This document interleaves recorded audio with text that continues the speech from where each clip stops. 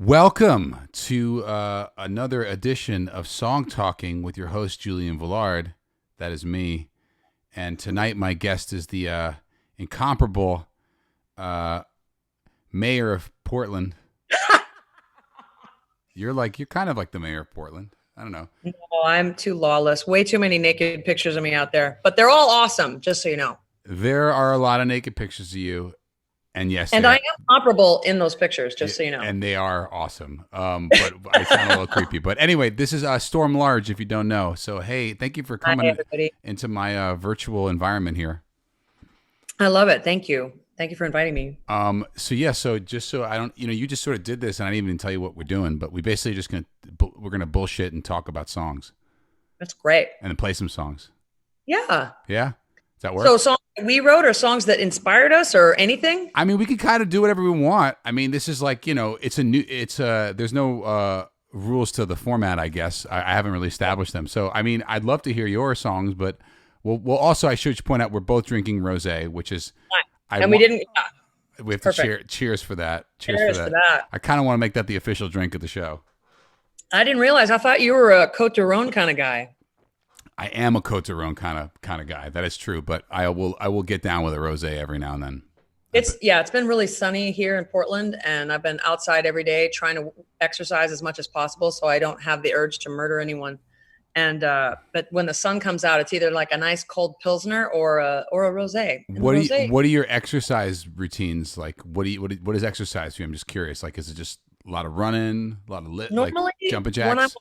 I can't really run. I'm 6 foot tall and really big muscles, and I'm also super lanky. So it's kind of like I'm like a giant, clumsy giraffe hooker. So it's not great for. I'm built for comfort, not speed. Let's just say. I walk, I bike, I lift weights, I do yoga. So I kind of do when I'm on tour. What I'll do is I'll walk and walk and walk, or I'll lift weights in a hotel gym. And then I'm on stage, which is like 2 hours of working out. And also you're like a very, you're a very dynamic performer. You're a very physical performer. Yeah. I don't really, like, I bop up and down a lot, but that's about it.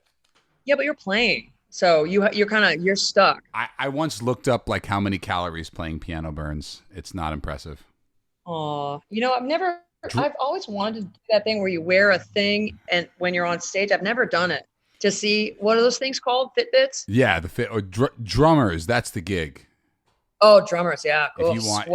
Sweaty. Oh, drummers are great.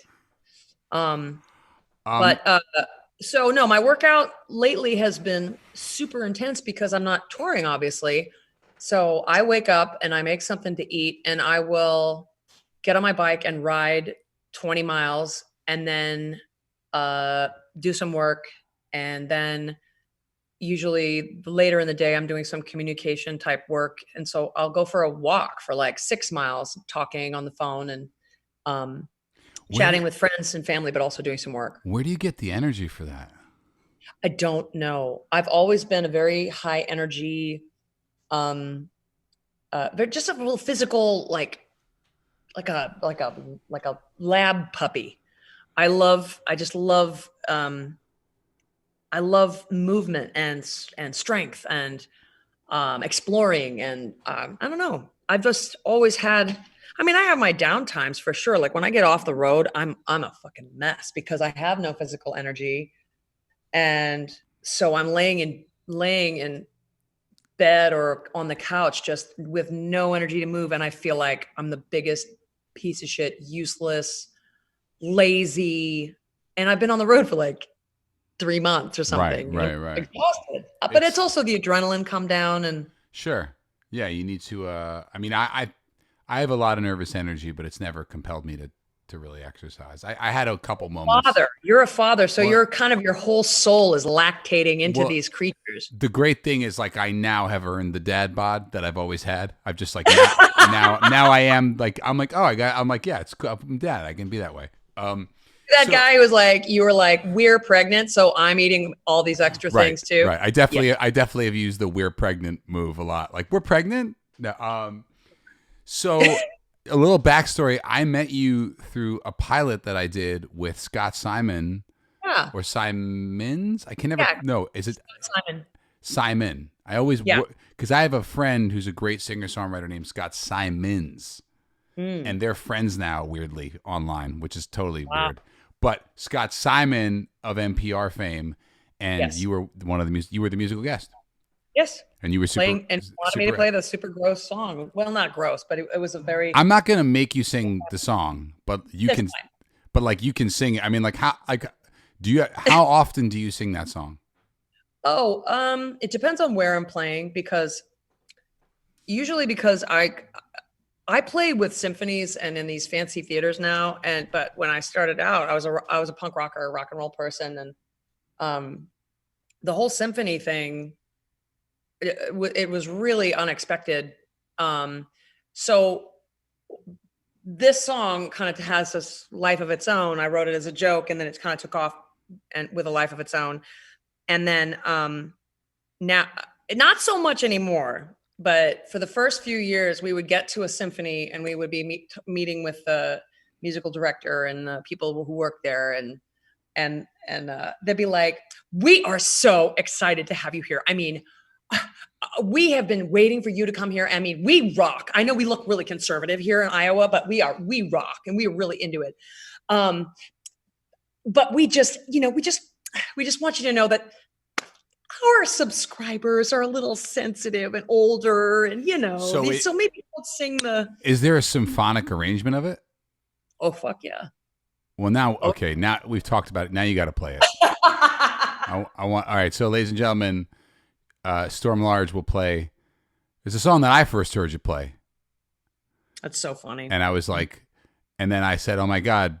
I came home to my wife and I said there was this gigantic, gorgeous woman singing about her giant vagina, and she's like, "Oh, is that Storm Large?" Yeah, I've seen her a bunch. She's amazing.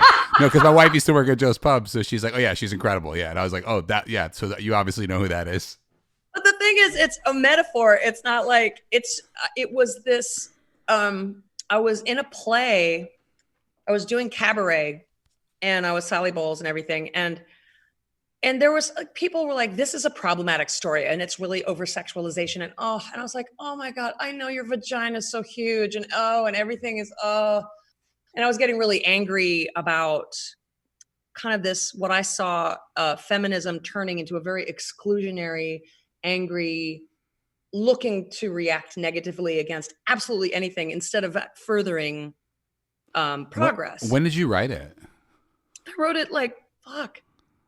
I finished it probably 12 years ago. Gotcha.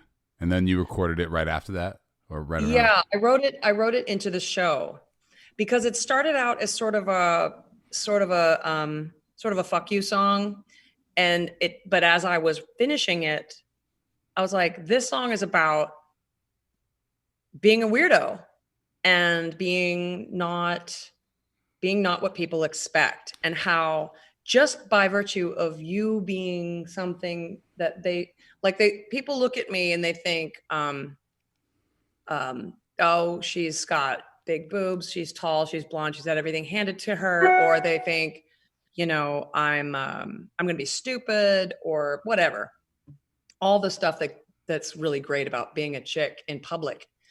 And so it's sort of about expectations and and also female expectations of other women, and how women are supposed to toe the line for each other in sometimes a not reasonable way that doesn't elevate everybody. It's very judgmental and kind of some of it, not all of it, obviously. But anyways, so the song just kind of became about, you know what? I'm standing here representing myself, and I will go to bat for everybody. So I'm allowed to be a fucking weirdo. I don't have to be what you are hoping I will be. I don't have to fit in that box, which I never have. Funny that I said box talking about vagina, right? I know, right?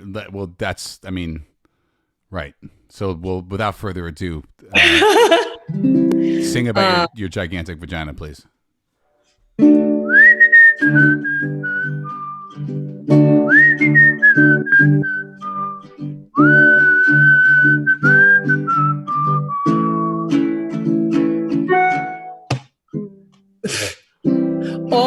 my life I've never fit, but I won't complain and I won't quit because I am enormous. Get used to it.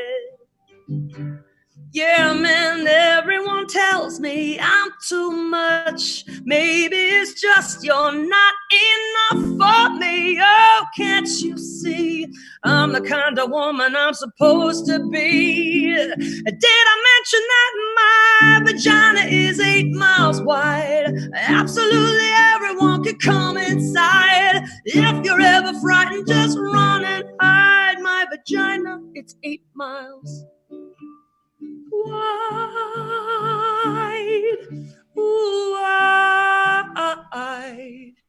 Tell me, what is womanly to you? She should be strong, but not too much of a brute, because it's really cool if she's powerful, but it's way better if she's actually just cute. Yeah, well, for all of us girls who don't fit in, I say go Amazonian. You could be a kick-ass bruiser and be feminine. Go and tell everybody that my vagina is 8 miles wide. Absolutely everyone can come inside. If you're ever frightened, just run and hide. My vagina, it's 8 miles wide,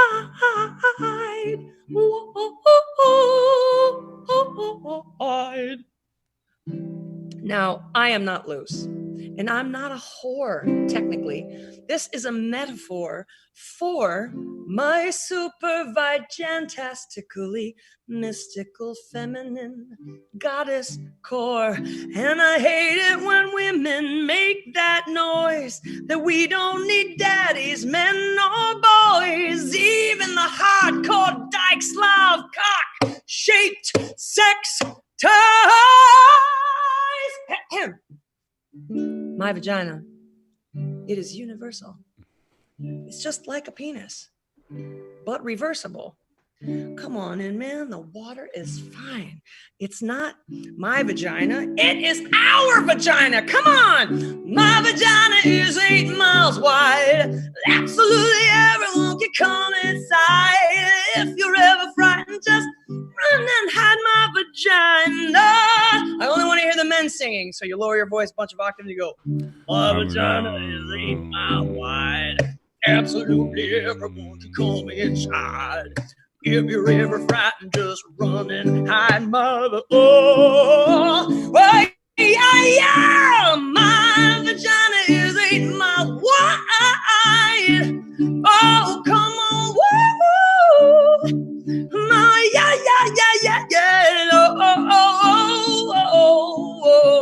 Oh. Wide.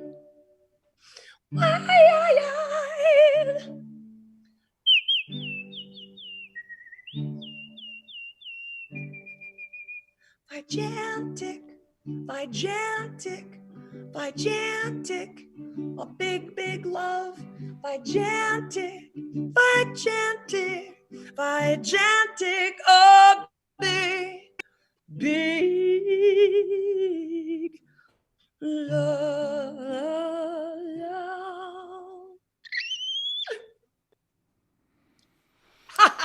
You look scared.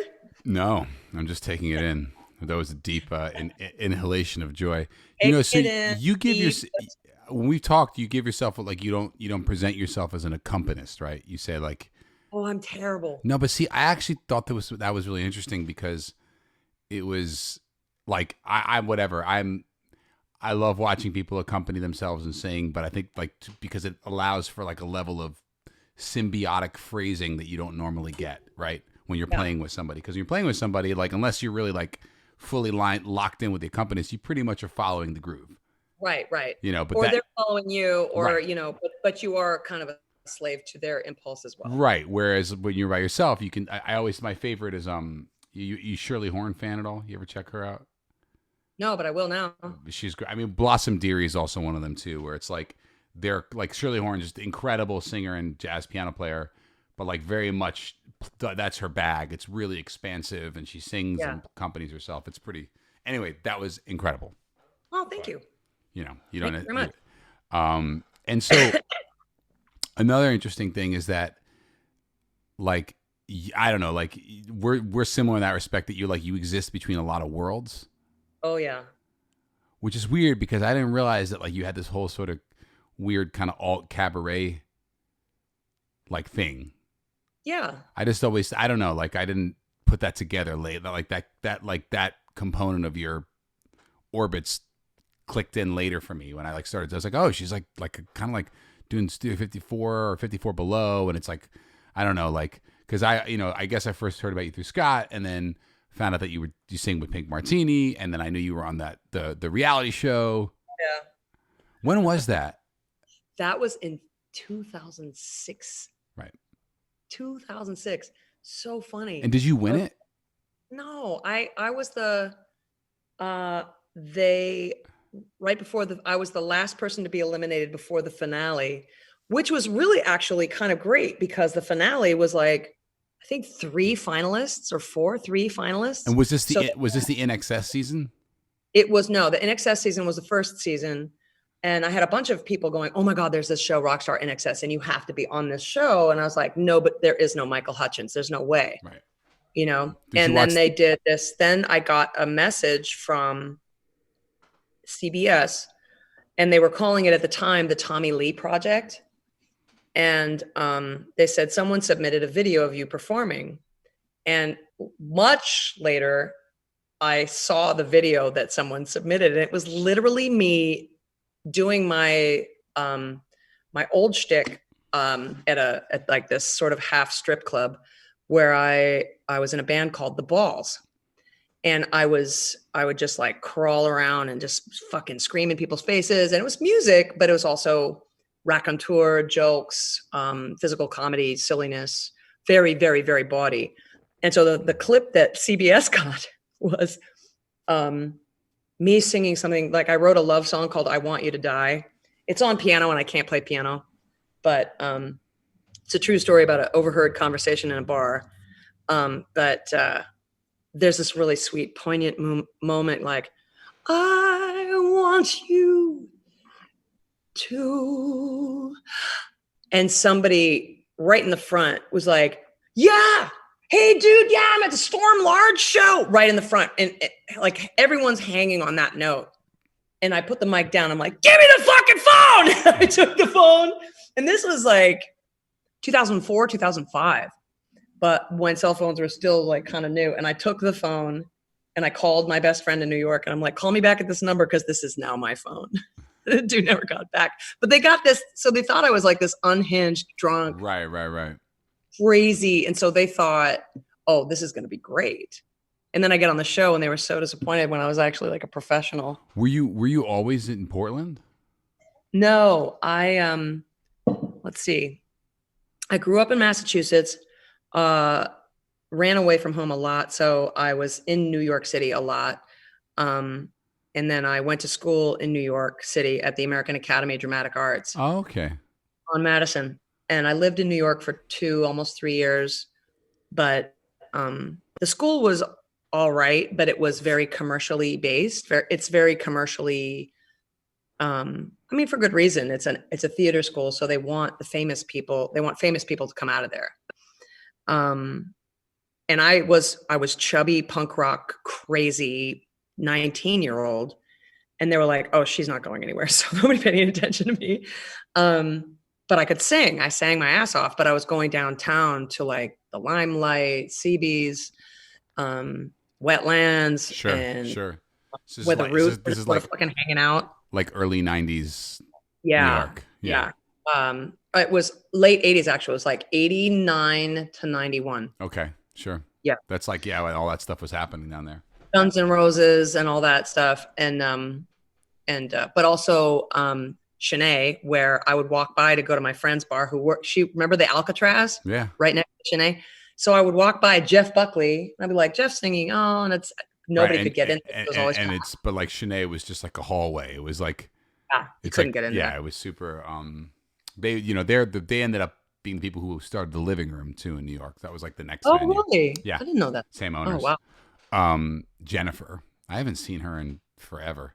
But yeah, it's wild. Like I just try. Like you have this very interesting trajectory. Oh yeah, very weird. Like I don't know. I never thought I was going to be anything really. I was always kind of amazed that I was alive every day. And And I feel like you also have this really weird, like kind of crazy diehard following too. yeah, because I think because I have no guile. I was raised so feral. I had no real parenting. Uh-huh. And so I really, my affection, all of my nurturing and affection came from me performing and me being funny or sexy or singing. I mean, I'd sit in Harvard Square in Boston and I would do portraits of people, you know, for money and stuff. And I would figure out anything just to have some human contact. Right. I was so fucking lonely. And then it started to roll when I moved from New York to San Francisco in 91. I just started singing with friends' bands and they kept going, holy shit. And I was like, oh, I'm not any good really. And I'd never really been trained or anything, but I started to realize, I was like, okay, this singing thing, people look my way and they look enthralled. And no one has ever looked at me that way ever. And I'm not pretty and I'm not smart and I'm not interesting. So if I do that and I get that response, maybe I can work on it and get better at it. And maybe someone will love me. Literally, that was the series. Well, I mean, you know, I firmly believe that every performer, that's basically the genesis story. There's some person's love they're trying to achieve, whether it's like, and it's, you know, then it gets twisted and weird and, right. You know. It's so funny because really, literally, Julian, in the last 2 years, I had that epiphany and I was like, it filled my heart with sadness for the little kid I was and a little bit of shame because there's so many artists who are so fucking amazing and they're like, they're artists and they're like, I am an artist and I was born to be an artist. And I'm like, me too. No. Yeah, but so there's something in. Say again. I felt kind of ashamed but it's every time I admit it to someone, they're like, oh my God, that's everybody. Yeah. I mean, I think, you know, it's like, I don't know. I can only speak to my own thing and like, well, there's a song I'll play you that is directly, not now, but like later because it's too sad to start. I'm gonna play you something. I have to fix a technical thing. Hold on. Okay. We're still recording. Great. Okay. It's totally fine. We are recording. Okay. All right. So all right. Let me pull up the lyrics to this because I've also in my tender age I've started forgetting songs completely. So this is, I got excited. I thought about playing this because after you played the My Vagina is 8 Miles Wide song, because this is I don't really write anthemic music, or I do, but it's all very personal. But I have one song that is basically like kind of to that note. It's just about like, it's sort of a loser anthem. Oh yeah. And it's called Me and My Mirror on a Saturday Night. Let me see if I can do it right. Let's see if it's been a minute. Is this the really sad one? No, this is like really, I'm going to yell a little bit. Hold on. Oh, good. We'll see. Get from that out.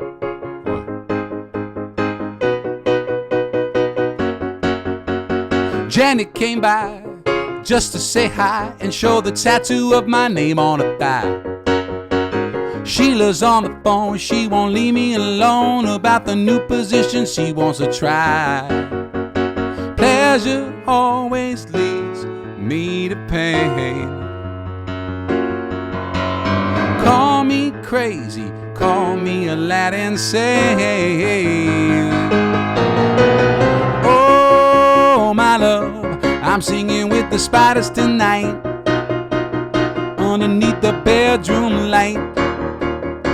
Me and my mirror on a Saturday night. Oh, my love, I'm rolling out the thunder tonight. Being alone never felt so right. Me and my mirror on a Saturday night. Saturday night, VIP miss. VIP list, I give it a miss. I'm losing count of all the models I kiss. Dom Perignon, it don't last very long when all the hangers on are taking a sip. Pleasure always leads me to pain, yeah. Call me crazy, call me a lad insane. Oh, my love, I'm singing with the spiders tonight, underneath the bedroom light.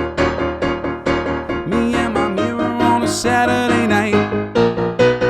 Oh, my love, I'm rolling out the thunder tonight. Being alone never felt so right.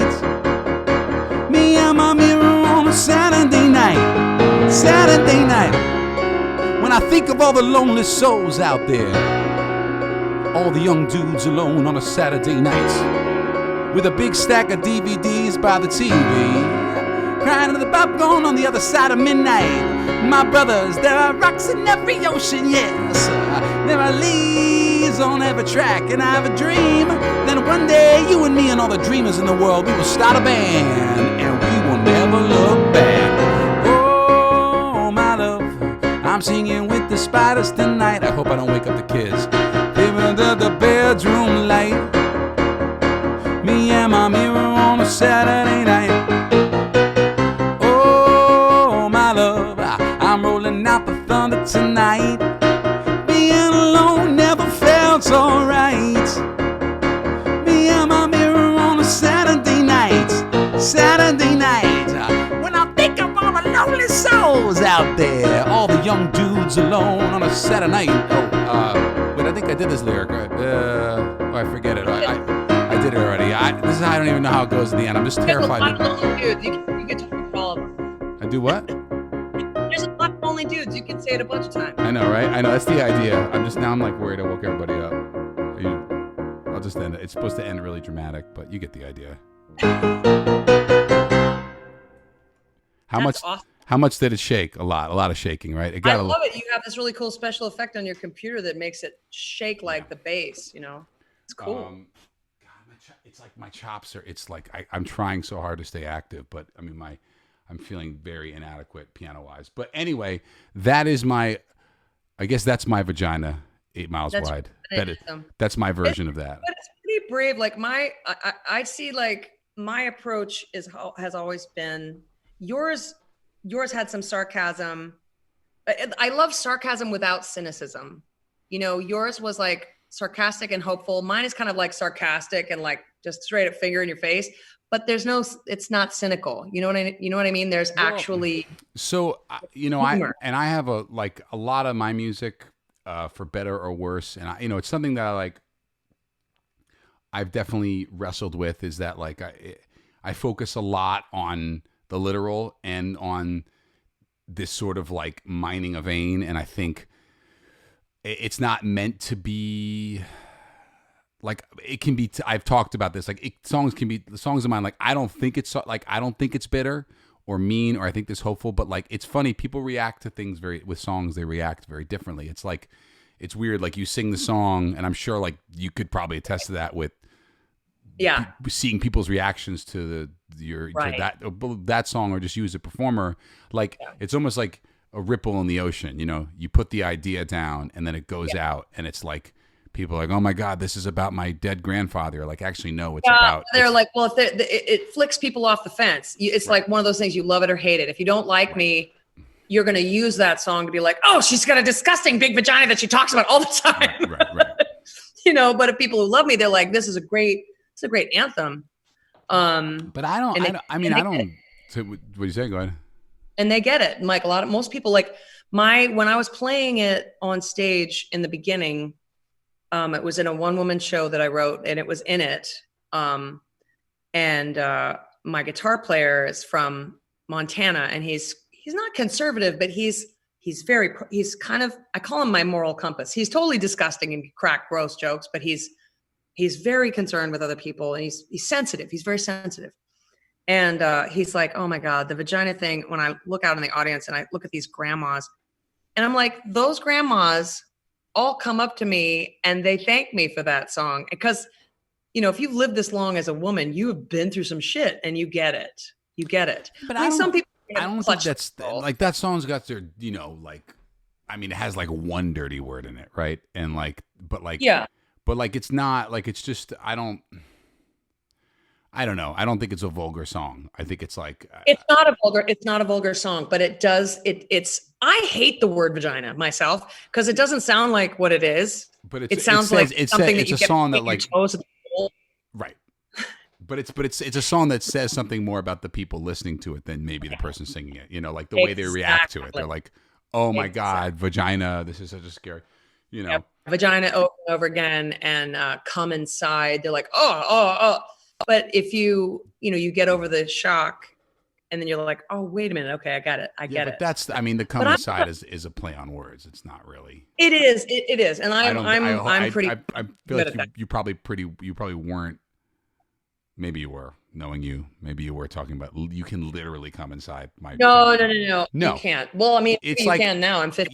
you can come under my umbrella. It's like you're right. Yeah.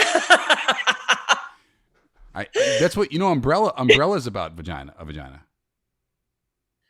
Yeah, under my umbrella, Ella, but I've never heard it called umbrella. Have you? Meaning what? Like no Has one. anyone ever said, "Oh yeah, man, make it rain in my umbrella"? Has No, anyone said that to you? no. But it is a veiled I vagina. get it's a euphemism. I get that she's doing a Right. euphemism, but it's kind of like that when we were talking about box, people talking about vaginas being a box. I'm like, I I don't think there are corners in it. What does it mean? Where does box come from etymologically? You know what I mean? I mean, Is it because you keep wood in there, I, or yeah, I can't. box doesn't make sense to me. I can't. So what? I mean, a lot of your music, I feel like, also is obviously it's very like your songs are. What I know of them are very much like tied to the performance of them. Yeah, yeah. Does that feel Oh like yeah. fair? You know, it's like I feel like your songs are kind of a vehicle for the personality and the character that you are. Not like to. It's not because they're like lesser than, but just the idea like you definitely are of a cabaret like, and when I say that I mean like you're performing the songs. Yeah. You're I not don't just really singing. I mean, I don't consider myself really a songwriter. I mean, obviously with all of this time, Well, I'm writing a lot more. but when you like your records that you release, it's how like what's the makeup of originals versus covers? Uh the last one, Le Bonheur, was like 2 originals, 3. Really? So Um, you Not a lot. Yeah, a lot of covers. So I'm more of a performer than a writer, but it's mostly because I'm just so insecure about writing, even though I wrote a fucking book that Oprah loved. Um, but I'm just like, well, I just tell stories. I tell stories, and I reveal truths about myself, hoping that, like, looking for that acceptance, just being like, I'm going to tell you these really shameful things about me and I'm going to look out at the audience, and there's going to be people crying because they're like, oh my God, that's me too. so but And there's a are you doing connection. that traditional cabaret thing a lot where you're threading your narrative through cover songs kind of? I started doing that, but I didn't realize it was a traditional cabaret thing. I thought cabaret was you're playing a character, and you write sort of a frame that you fill in with a narrative. My narrative is incredibly, like, it's not as loose as like a Lenny Bruce sort of narrative, Mm. but it's off the cuff most of the time until I land into some grooves that I'll stick with for a tour. Like on Christmas time, I talk about Christmas miracles. When I'm on tour, there's like several Christmas miracles that have happened in my life. And so I weave these, and there's this kind of like, oh my God moment at the end of this one Christmas miracle story. But I remember when I first started out in rock bands, my band would be like, oh my God, just start the fucking song, stop talking. But I'm like, no, it's a good story. And that also kind of made me self-conscious. I'm like, wow, I guess I'm not a musician. I'm a storyteller. I'm a raconteur. I'm a performer. And when you do Who's this lonely chick? right. When you do the gigs with Pink Martini, is there room for you to do that? No, a little bit, but because you're just going up there and singing the tunes, kind of. Yeah, but I mean, Pink Martini, the way I see my role in that is the band, each individual in the band is such an incredible instrumentalist that I feel like I'm just one of many soloists on stage, one of like 15 soloists on stage. Audience members naturally, gravitationally attach a lot of extra authority to the person speaking and singing. Right. But I love being a backup singer for China. I love doing percussion and dancing and just sort of being like the Flava Flav for everybody else. But when it's my band, it's like everybody's staring at me and I have to engage and do everything. The band is awesome, but I feel bad for them because a lot of times they're just sitting down and sometimes I'll hear them like, "Where are you going, Large?" Because I'll go on a tear about something and they don't know that they're like, "You always stick the landing," but sometimes we're like, "Whoa, we're going way off the fucking rails." So it's improv mostly. Right. So, but it always is sort of based around the identity of like you as a thing, right? It's not. I don't know. I like you're because so much of your like kinetic energy as a performer, it's very much based around like, and again, this is like not an intention, like it's just an unconscious thing. It's like it's the presupposition that like people are watching you, like and looking in you and like sort of taking you in and also listening to what you're saying. You know, do you know what I mean? Like, I'm very much the same way, but in a very different way, right? Well, you get to play piano and you get to like really kill it. You have several things that you can do. I am just kind of, I'll have this, but it's small and I'm huge. I can't hide behind it. No, but like, so give me like, what's another example of an original that you've written? Okay. That like, where it's like, it would, okay. So like, you know, cause like, you want something confessional? Yeah. Okay. Yeah. Why not? That's a good contrast. Yes. Okay. That's what I want. Give me something confessional. Call me crazy, 'cause I am and alive. Oh, I am alive. That's the way I turn a nosedive into flight. Call me psycho, ooh, 'cause I am. Whoa, but I am alive. Oh, and thank God I am alive. I make music out of the voices in my mind. And this crazy helps me to see this is funny. Oh shit. This makes me to feel that it's funny. Makes me feel rich without money. Honey pie. Then my brain goes over and over it. God, I know I can't get away from the shadow landmine. Call me later, ooh, just to see that I got home alive. And I am all right. No, I'm just kidding. You know me, I'll be just fine. Just this crazy helps me to see this is funny. Helps me feel great without money. Honey pie. Then my brain goes over and over it. God, I know I can't get away from the shadow. Can I? Call me crazy, because I am.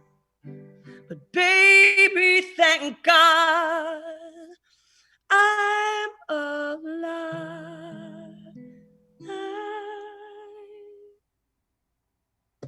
That's great. So wait, so what's, when you say it's confessional, like what's that directed towards? Like what's the backstory?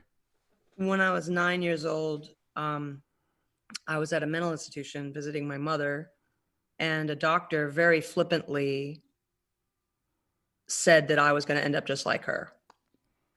And I already kind of felt insane because we were wasps in New England. And so nobody talked about what was going on. And nobody cried. No one was allowed to actually express anything or ask any questions, or you'd get in trouble, you get yelled at. And my mother would come home once in a while, and she was very sweet. She was very sweet, but she had been really fucking damaged in the foster care system before she was adopted. Anyway, we found all that out much, much, much later. But, you know, I was the youngest and the only girl, and I looked just like her. And she was very obsessively focused on me. And How many siblings do you have? two older brothers, big jock guys, and my dad was a coach and big jock guy. And so they could have their little cabal of fucking khaki and sports and swearing and fuck you ref and all that stuff. And I liked art and I liked music and I liked animals and I looked just like my mother. And everyone was like, you're just like your mother. You're just like your mother. But my mother was always trying to kill herself and throw herself out of cars and was living in a hospital half the time, more than half the time. And so I was sort of innately prepared to be an outcast and shunned and unloved, really, just unloved. And so that song, it's funny, I was always the kid who would say what no one would say.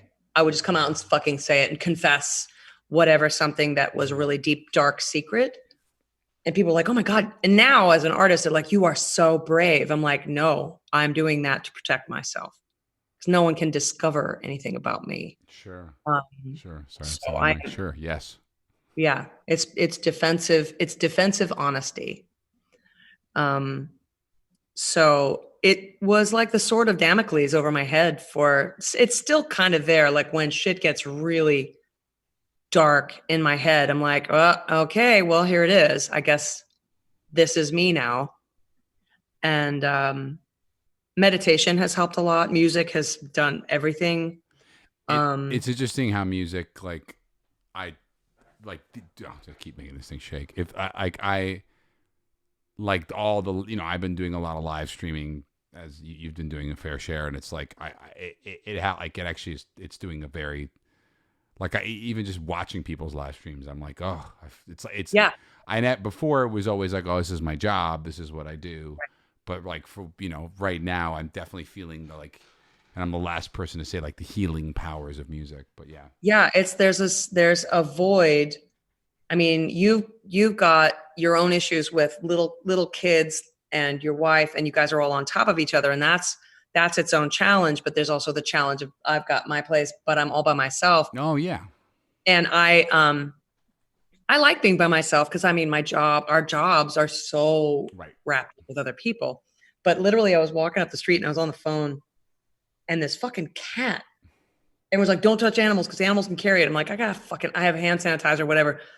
I sat on the sidewalk in the sun and this fat fucking cat, he looked like a hibachi with a butthole. He was huge. And he's just like, oh, and he was all over me. And I was like, and its heart was beating and it was breathing and purring. And I was like, it was like a dessert. I was just like, I almost cried. I was like, I haven't touched anything. I haven't touched a living thing. And we can't hug. My little sister, she's like my soul sister. She's a nurse, and they have like a Airbnb on their property. So she's staying there, but she can see her kids, but she can't go near them or touch them. Like, can you imagine seeing I can't, the courage of that and the pain of that. So, I mean, we all have, the bad news is we all have our crosses to bear in this isolation. But the good news is we all have these Sure. crosses to bear. Yeah. So the only silver lining that I keep hanging on to is literally everyone is experiencing some level of this. And we're all gonna, I mean, the enlightened ones, we're all gonna get something out of it. And more than a fucking stimulus package and more than the hilarious sound bites from the White House. I'm still waiting on I want my stimulus. I'm Who not knows? getting Maybe by the time this airs, I'll get it. I don't know. I got a box full of battery powered stimulus up in my room. We don't talk about those things in my home. We don't just, there's We're no not allowed to talk about it. Sexuality is a taboo subject in a married house. Daddy, this is a weird long car with no wheels. Sorry. What? On that note, Song. all right, let me play you something. Trying to think if I want to get to. All right, let me think. Confessional. Whatever you want. You don't have to. You don't have to quit. No. This is like so for me, like my version, my kind of like version of what you're talking about. Obviously, I don't think it's maybe. I don't know. I love you can piano and not look. Sometimes. Depends on. Let me turn myself up here. Hold on.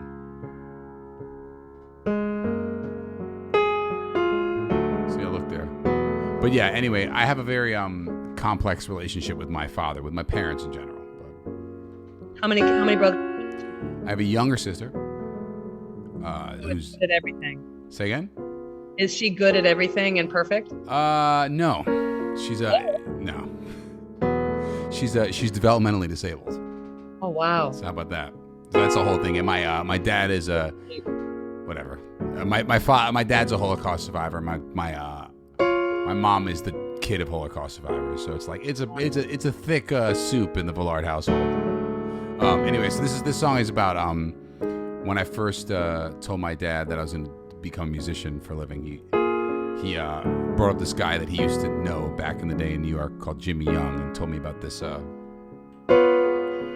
of lounge piano player who like went nowhere. And I was like, all right, well, what does that mean? Anyway, so I kind of wrote a song about that.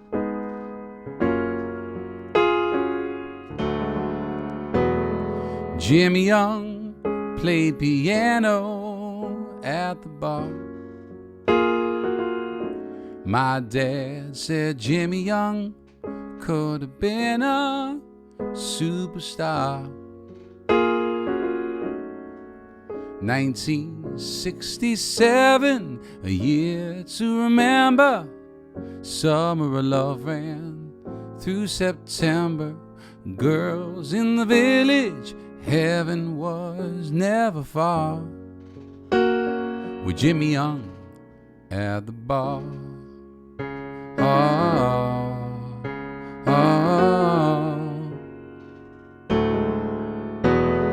Jimmy Young, he could kill you with a song. My dad said Jimmy Young made you feel like you belong. Winter in the city was hard to handle. Blew the dream out like a candle. The bar was silent, empty from dusk till dawn. Jimmy Young was gone.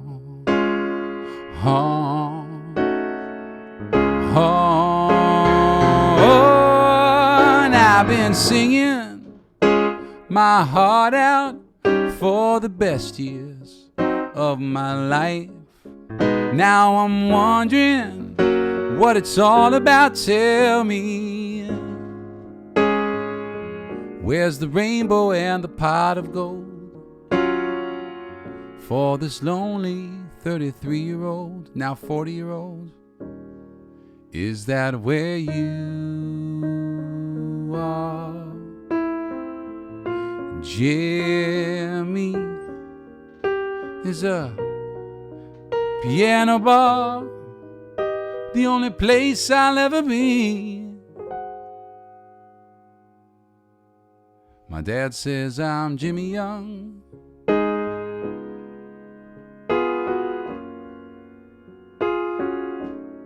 My dad says I'm Jimmy Young.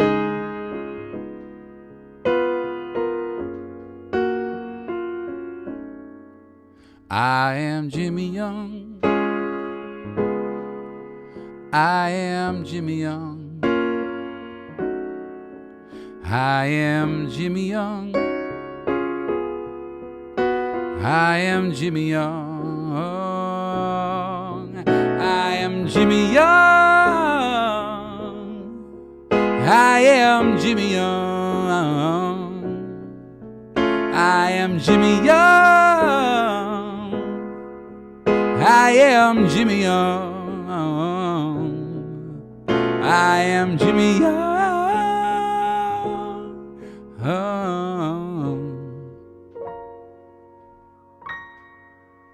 Wow. So, yeah. So did your dad tell you the story about did Jimmy Young die? Yes, Jimmy Young died. Very astute lyrical listening. Jimmy Young died of a massive...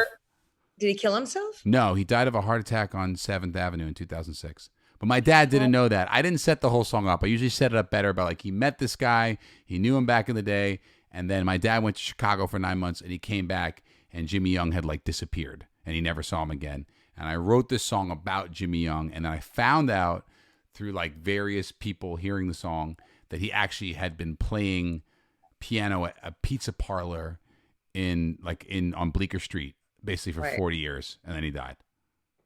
You know, it's funny because I mean, you and I'm older than you, but I mean, not that much. Well, growing up though, there was no evidence anywhere, empirical or otherwise, that you could have any kind of, you couldn't have a musical job unless you were famous, unless you were hot, unless you were interesting, unless you were famous, discovered, or classically trained. There was this weird sort of secret squirrel criteria for you to fit a certain, I don't know, demographic or a perfect sort of formula for how you would be successful. There was literally no evidence. I mean, I grew up in rural Massachusetts, so it probably was different in New York City. But they're like, well, what are you going to be? What are you going to do? You fucking, you're not hot. You're not skinny. You're not interesting. You're not, you're kind of, I guess you got a good voice, but so what? And so like literally everything was always against us. And that's why in America, sadly, we don't put a lot of the royal we don't put a lot of emphasis on arts education because people don't really realize the importance of art. I mean, it's something that validation is definitely something that's like, that's why I do it. So yeah. Like people tell me that I'm good at it and then I feel like I have meaning. Well, yeah, I mean, I've got like totally ridiculous, but it's like, it's not ridiculous. It's not ridiculous. It's like, we don't, people are like, how do I get to where you are in my career? I'm like, we got to eat shit for like 10, 15 years and do it because that's what you do. Yeah. But even someone like yourself, like, I mean, there's a compulsion element to it. And, I'm the same way. Yeah. It's like, and so you're like, well, I can't. And that's the whole weird, thing they tell you like, well, you got to like, it has to be the only thing you can do. And it's this sort of thing where you're like, well, it is, but it's also like, it's like you're saying, it's like a sword of Damocles. It's a little bit of like a curse. It's like, it is, but it's also like whenever I get, I mean, I make a living now. Well, we'll see what happens. I mean, I heard tonight, Mark Zuckerberg was talking about how they've canceled all big events until June 2021. I mean, I just got an email from the Public Theater, like they rescheduled my show tonight. I mean, from April till August, and I just got an email being like, "Hey, we're closed till September 1." Yeah, my management is very tentatively still accepting offers for December, so we're all hosed, but it's like, but we're all hosed. Right. there are things we can do. But anyway, besides all that, we can look at our emotional urgency to be in front of people and demand their acceptance and love as a personality flaw or a chink in our armor or some kind of weakness. But how fucking brave to literally blindly stumble along. There's no path. We don't know whose footsteps. We sort of have these anecdotes of people that went before us who weren't famous, but still somehow had a job, somehow filled clubs up and were legends or something. We don't all have to be Madonna. We don't all have to be Billy Joel. We don't all have to be, top any kind of chart, anything. We just have to show up and be real. And yeah, talent fucking totally helps, but hard work and just literally blind fucking faith. I'm like, I don't know if I'm going to do anything, but I only know how to do this. And at this point, I'm unhireable anywhere else. So right. Well, you cross the Rubicon. You're like at that weird place. I mean, I think having the family definitely like. It's sort of, I have to be a little bit more like I mean, I temper that urgency, but the reality is it's like, I'm very much in the same spot with that. It's weird. But I like it though. Cause the thing is, I was like, when I got off the TV show, it was the first time I was ever legitimately quote unquote famous. Like I went through an airport and got chased. And when we were on the show, we weren't allowed to watch TV, be on the internet, have phones, read papers, magazines, anything. We were guarded all the time, kept hermetically sealed for 3 months. So we didn't know that if anyone was watching the show. We didn't know. We just knew that there was a live audience at the tapings and they were very enthusiastic, but we were like, they're paid to be here, I think. I don't know what's going on outside. We were allowed to talk to our families, but the producers would be holding the phone for us and no one was allowed. The rules were you're not allowed to talk about what's going on, how people are seeing the show. That feels super old school. So it was a live show? It was because it was a vote-in show for elimination. There was like all the performances. I think they would tape it in the morning and then they would air it that night. But it was virtually live. Like it was happening. The arc of the show, it wasn't like they filmed the whole thing. It was in real time, but it wasn't live. The reality, right. Filmed the reality all day, and they would post it that night. But it wasn't like live immediate. It wasn't immediate, like a telephone call or anything. But but when I got off the show for like a solid year, I got chased. People would cry and beg me to hug them and that I saved their life. I got them through cancer treatment. That my sister died. And she said, if you ever meet Storm, tell her this story. And I mean, some of it was wonderful, but it was too much. And I was like, I never wanted to be famous. I wasn't like, oh, I want to be famous. I was like, I want to be pretty so someone will like me. Literally, that was my fucking bar. And well, what I find so frustrating about it is that like that expectation is thrust upon you whether you want it or not. And so like there's just, you said there's no model. So you're like, well, I better, I mean, listen, I wrote a whole musical called it's a show, album, whatever, but it's called Please Don't Make Me Play Piano Man. Yeah. It's like, I'm not Billy Joel. That's like my whole thing, whatever. I've definitely made it more of my thing as I've gotten older, but like, that's okay. Well, that's the litmus. There's like, if you're like a Jewish guy from New York who plays piano, like you're Billy Joel, you're just not Billy Joel. And I think that's definitely I don't know. That's like, it's a weird one because it's like, other people can like achieve. Yeah. I think it's the same. I'm sure like, it's like I said, designers are like, I'm not Mark Zuckerberg, Like, right. But like doing the Vagina song, it was sort of like it's kind of like a, yeah. You think you know who I fucking am. You're going to still try to control me. You're going to still try to tell me, like when I get political, they're like, oh my God, can't you just shut up and sing? I'm like, first of all, that's a physical impossibility. B, second of all, what do you do for a living? What do you fucking shoot birds at the airport? But yet you're telling me how I'm allowed to talk? Fuck off.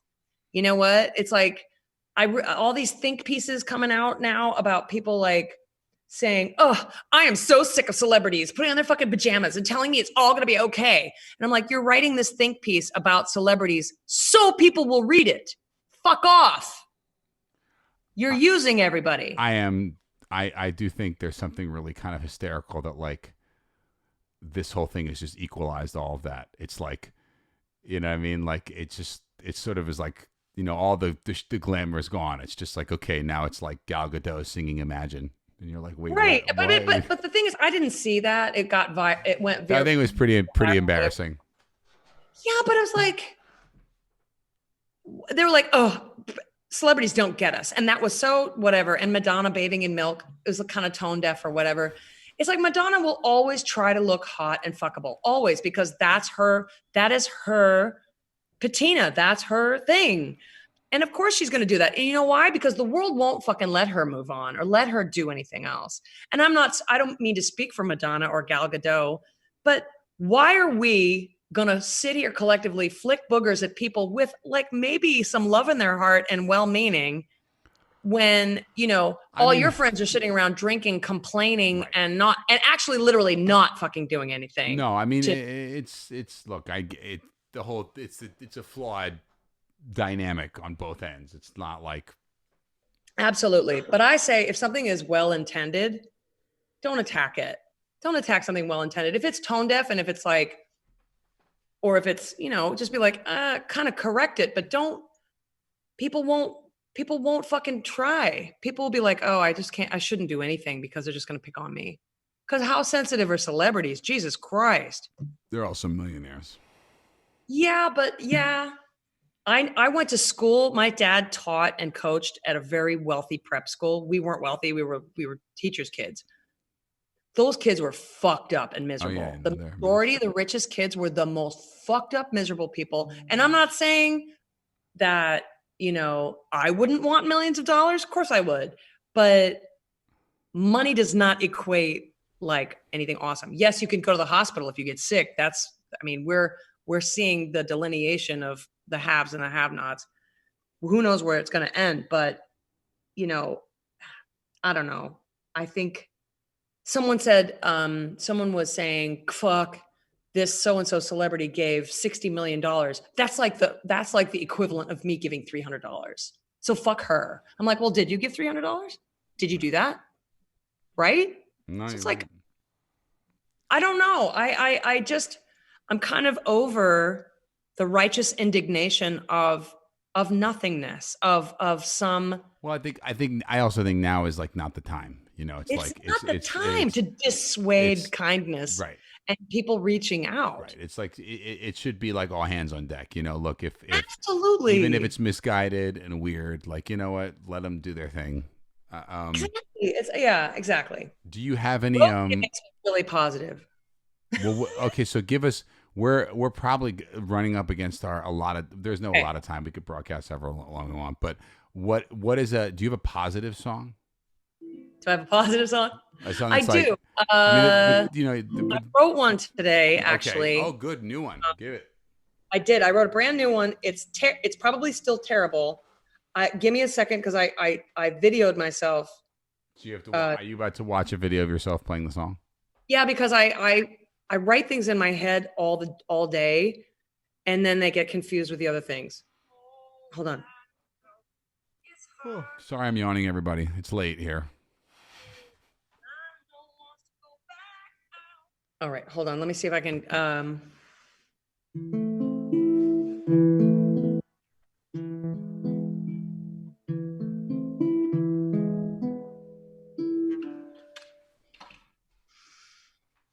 Whoa, I know it's hard right now.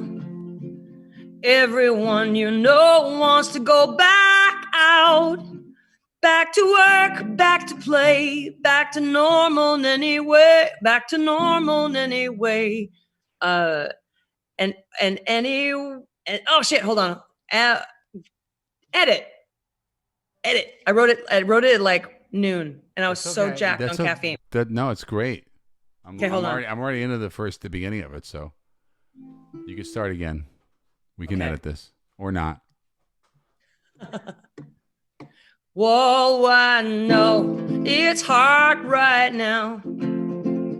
Everybody wants to go back out, back to work, back to play, back to normal anyway, and when, and any when, and anyhow.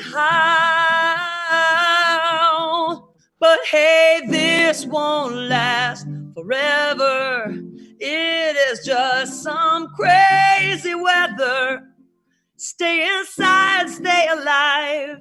Stay inside, stay alive. Only for a little while. We are all in this together. We are all in this together. Dude, I know all of this sucks, but it's not you, it's all of us. We will all get past this then, hold and squeeze our loves again. Wait, we will all get past this then, we will squeeze our loves again. But for now, man, try to suck it up. Hey, this won't last forever. It is some just crazy weather. Stay inside, stay alive, only for a little while. We are all in this together. Oh, hey, this won't last forever. It is just some crazy weather. Stay inside, stay alive, only for a little while. We are all in this together. We are all in this together. We are all in this together. It's a good song. See, I can't. Thanks. It's a good I song. just wrote it today. You like it? It's a keeper. Thanks. Yeah, I sent a video of myself playing it to my guitar player, my bass player. They have little studios in their basements, and they're actual musicians. So you're gonna do a little quarantine production? Well, my bass player's neighbor, I think, works for a TV station and was like, "Hey, we're looking for positive messages." Sure. Because Oregon has been really good at flattening the curve. So, I would never. I could never write it. Like, I feel like I just don't have it in me to like. I just like I don't know. I admire people who can write music like that or write stuff like that. I can't. No, but I can't. Literally, Julian. If I start to write something and it doesn't happen in the first like 10 minutes, I'm like, fuck it, it's stupid. I'm an asshole. What am I doing? I should just be a hook. I just get like I just always feel weird. Like I just never like. I have songs that like, I don't know. I just like giving like what, like whenever I talk about the we or like what we should do, I always am like, I can't say that. I can't say that. You know, you have songs like I have choruses and lyrics and words put together that mean so much to me. And I'm holding them in this precious vault in my head that have, like, for a decade. There's a song that I have had for like actually almost now 20 years that I have never finished. Do you have anything like that? I mean, I can't even remember. Like, what? I don't know what's going on. Dad brain. It's dad brain. It's dad brain. Let me see. I mean, like, I'm trying to think if I can play you something that like is that I wouldn't even remember how to play. Or like, or is unreleased or something that like I don't. We had some stuff that we cut from this thing, but like none of them are any really that good. Do you have an archive, like journals or recordings or? Yeah, but I don't really look. I don't look at that stuff. I mean, I have older songs that I've written that like, but like, I don't know. It's weird. I have like a set of songs that I'll keep in my head and then I'll move forward with it. Oh, almost fell off. Do you, I mean, you've got a newborn and a toddler. So do you try to get up and read or no? Writing this record that I did was like a real. That was before Job. the second. Oh yeah, it was like I had Yeah. to really force myself to do it. Yeah. That was me writing the book. I hated it Oh, so much. it's Oh awful. my God. Crying, crying, crying. So much crying. But then, yeah, but like, so like, here's a song from that, and I'll Okay. give you this. And this is like, but it's weird. Weirdly, the stuff took me was very. I wrote it quickly because I had to, kind of thing. You know, I don't Yeah. know. So this is the last song on the thing, but this is very much like a family song. It's called whatever. It's like What I'm Doing Here. It's the most like. It's probably the best out of context one. I love it. A middle-aged man steps up to the plate. His team is behind and the inning is late. He's been here before, uncertain and full of fear. But he's ready this time, despite the fatigue from a decade of playing in the minor league. His hands are steady, his mind is totally clear. Here comes the ball, it's fast and it's straight. It's his kind of pitch, it's all down to fate. He takes a swing, the best one of his career. He needs a hit to stay in the game. He's willing to admit he's the one to blame for believing a dream. He's finally being sincere. That's what I'm doing here.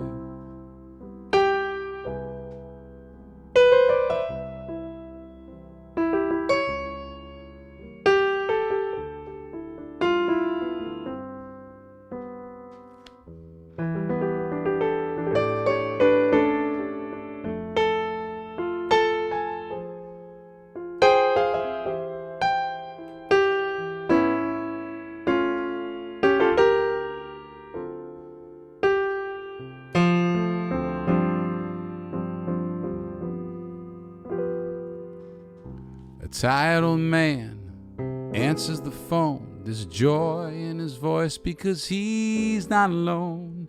The sound of his family's so loud you can barely hear. He says, I've had some good luck, 2 kids and a wife. One more than I lost, had the time of my life. Played as long as I could.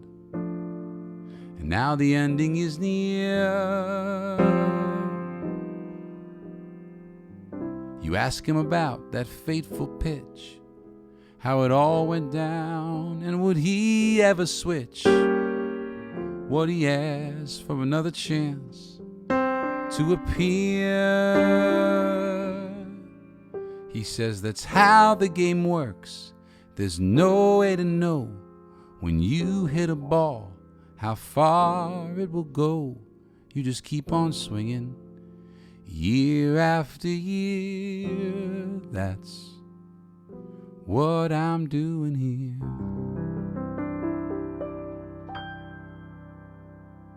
What? Yeah, man. Yeah, man. That's the 11 o'clock number. That's like the, hey, I realize what my life's about thing.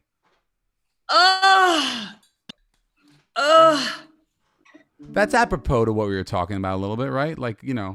Perfect. Okay. Oh my God. Yeah. It's like, you know, we're just, we are, I mean, people are like, you are not what you do. I'm like, no, actually. Well, I think what the part about it is that like you got to push so far into the unknown, which is in a weird way. No one's prepared for this, but I do feel, and I think like we're like, okay, well, it's always been who the fuck knows what's going on. Right. So now no one knows what's going on. I mean, it's still panic inducing. And I think I'd be a lot chiller if I didn't have to worry about, you know, all of that. Oh God, I feel for the parents out there for sure. Absolutely. But that said, like, there's also like, well, the fact that I was trying to raise 2 kids in New York playing piano is pretty insane. So like, you know, like fucking balls. It's like So it's like, playing, yeah, it's playing like I spin can the figure bottle this with out. fate, man. Just playing Um, spin the bottle with fate. And you just, but, but in reality though, and this is the thing, people are like, well, you have a nice voice, but what are you going to do? I'm like, you know what, man, you might have a degree in accounting and you might be great with numbers, but then the shit's going to crash. You don't know. Nothing is for I sure. really think that like there is ramifications to this. Like it's so hard because the Oh yeah. thing, but like that's one thing that I am grateful for is that like we, you know, like I'm gonna regret what I don't have maybe, but like I'm not gonna regret the way I spent my time. No. And also it's like, if you, the most miserable, like I've always been like earlier, I was talking about how I was always terrified that I was going to lose my mind. And I thought it was going to be like someone pulling one of those ball chains on a light, tunk, and then all of a sudden I would be talking and no one would understand me and I would be locked up and I didn't know how it was going to end but I was sure it was going to end bad. So I had this fear, but in my 50 years on this earth, literally the most miserable, violent, angry, frightened, fucked up people were the people who were sure they knew exactly how things were supposed to be. Right. And they had everything in control. Musicians are like, fuck, I don't know if I'm going to even eat. I'm like, like I veer toward like as for a musician, I'm pretty control freaky, but like there is part of me that's like, even no matter how hard I try, I'm just like, I know, you know, I've been faced with like when I lose gigs, I'm like, yeah, you know, Yeah. that happens, like that happens all the time, like or like Right. record deals back in the day that would just like vanish. I'm like, yep, okay, I had one, Of then it was course. gone, you know, like that's how it works. Yeah, and I mean, in the beginning, when you're like, "Oh, I have this thing all lined up," and then it disappears, and you're devastated because you're like, "That was gonna be my big fucking. That was gonna be the thing. And then you It have changed like, everything." and then you have like 25 more of those. You're just like, Right? yeah, Everything is the thing. Every fucking thing. And sometimes the thing that you're like, "Oh God, I gotta do this stupid thing," and then that's the thing. You know? it's So all, it's like it's never, it's like, it's always literally the thing. and also like, I don't even like anybody who like designs their success is either like a narcissist sociopath or just like is a Right. jackass. It's like, Right. it's so much cooler when it's just like, and then I did this one thing that was just like whatever, and then that was the thing, you know. Right. I Um, always call it tripping, falling, and flying. It's like you're tripping and you're falling. Oh my God, I'm going to break all my fucking teeth. Oh, wait, no, I can I can fly right now. Wow, weird.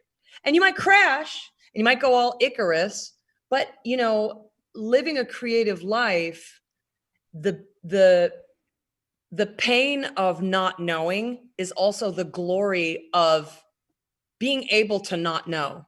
So many people can't not know what their next, that the ground will be beneath their feet when they take a step. yeah, We're like, but I think that joy is like, that's still a struggle, you know. It's like, it is, but it's also, would we thrive in a predictable environment? I don't think no, so. no. I mean, that's why it's not a choice. It's like Right. you know, and it's, but, and then I admire people who can. I'm like, wow, they can really just like hate their boss and just do it. You know, there are people who can do Yeah. it. Like, that's like a skill. I'm like, if I don't like what I'm doing, like, you know it, you know, like, I'm just Yeah. like, I'm not happy, you know, and like, I think, anyway, I mean, I see it from both sides. Like, I definitely think that we, um, have the like, we have the better end of the emotional deal, and like, we don't have the better end of the financial deal. But like, that's why I think, No, you no, know, when stuff like this definitely happens, as not. scary as it is, it's like, I'm also like, yeah, well, Ugh, you know, that restaurant gig wasn't going to last forever. All right, right, well, we got to wrap it right. because we're going for it. But I'm sorry, we're way over, and you have to go to no, bed because you're a would you mother. want to play us one more to take us out? Oh, um, Give me this one is a more. song. Let me see if I can remember how to do it because it's usually on piano. Um,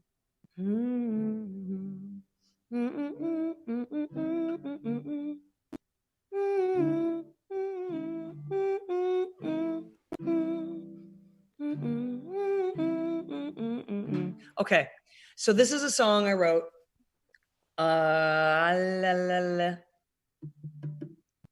I think around 10 years ago, my friends were doing this um, um, gay marriage equality push, and they wanted me to write a song in support of marriage equality. And I was at the time was like, ugh, why is this even a thing? At any minute, someone's going to have a reality show, my big gay wedding or something, and everyone's going to get past it. But I agreed to write the song anyway. And of course, obviously now 10 years later, there's still backlash and weirdness around sex in general. But I was like, shit, so what do I write? What do I say? How do I speak to the people who are against gay marriage aren't hateful, evil people necessarily. They're just afraid. So how do I speak to the universality of love as our human, it's our birthright. And so I was thinking about love songs and how pretty much 90% of all music is some kind of love song, asking, praying, wishing, missing, longing, apologizing, but all around love. And I was like, all of our art and culture is in a way asking to be seen and heard and to belong, to make sense of our surroundings. And it's love-based and it's heart-based, and even war is about the fear of something being taken from us not belonging. And so I just very weird little went down this side road in my head of, well, what the fuck does love want? You know, we're always like, oh, I want true love, one love, real love. What does love want? We're asking everything of love. And if love could ask anything of all of us, what would love ask?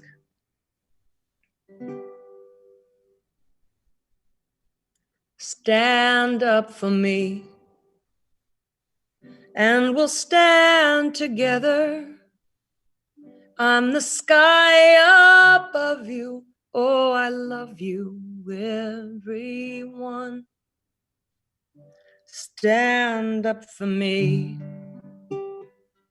for your great grandmother, for your father, brother, and each other and everyone. Oh, be the light, be the answer, be the music in the dark. Stand up for me, and I'll stand beside you. I'm the light that guides you from inside you and everyone. Oh, oh, oh, oh,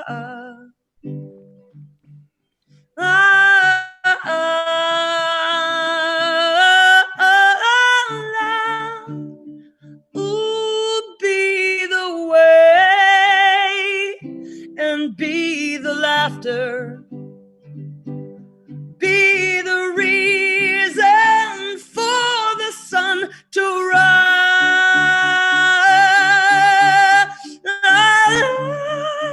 Stand up for me, and I'll stand beside you. I'm the light that guides you from inside you and everyone.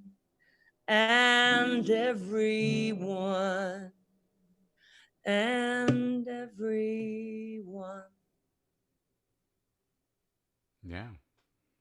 Yeah. I can dig it. Thanks, man. Cheers. Nice to see you, my brother. Storm, thank you for doing this with me. This is really cool. I love doing this. This is you're really cool. It's fun. It's nice to hang out. Yeah. I've seen so much lately. I know. We're becoming virtual friends. I love it. It's great. I can't wait to fucking actually hug you and meet your kids.